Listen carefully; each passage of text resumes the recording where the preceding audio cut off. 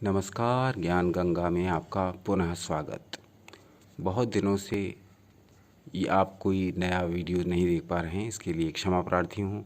बहुत सारे कार्यों में व्यस्त रहने के कारण इस चैनल पर पूरा समय नहीं दे पाया था, परंतु अब निरंतर आपको एक से एक ज्ञानवर्धक वीडियोस यहाँ देखने को मिलेंगे। तो आज हम प्रारंभ करते हैं योग की व्यवहारिकता पर हमारा पहला प्रयास। पतंजलि योग सूत्र।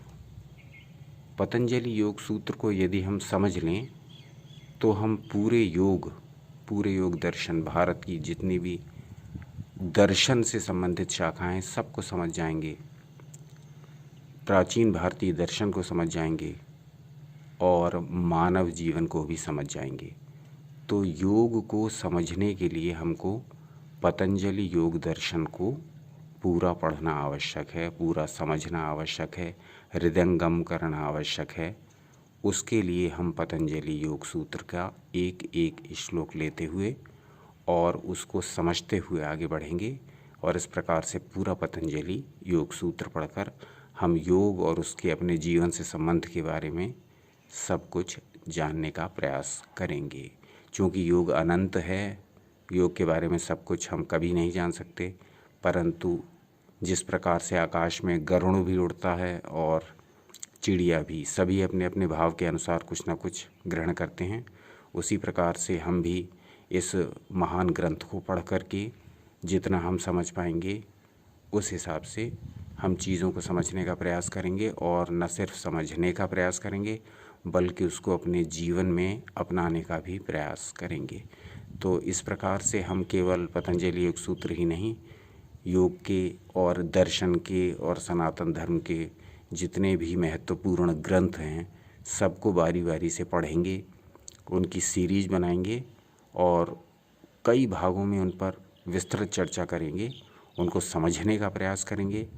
आप भी अपने कमेंट्स करिए और बताइए कि किस प्रकार से आप इस प्रयास को देखते हैं और इस प्रयास को क्या जारी रखना चाहिए अथवा नहीं, ये सब कमेंट करके हमें बताइए। आज हम प्रारंभ कर देते हैं पतंजलि योग सूत्र का।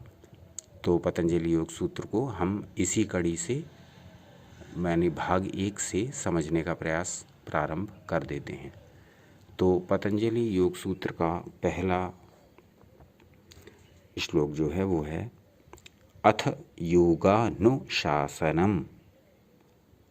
अथ योगानुशासनम।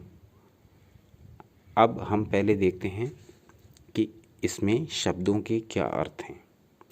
अथ का अर्थ है अब आरंभ करते हैं योग,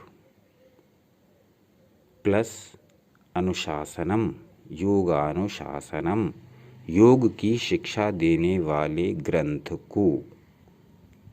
तो क्या कहा, बात को पलट कर कहा गया है, अब प्रारंभ करते हैं अथ योगानुशासनम, योग की शिक्षा देने वाले ग्रंथ को।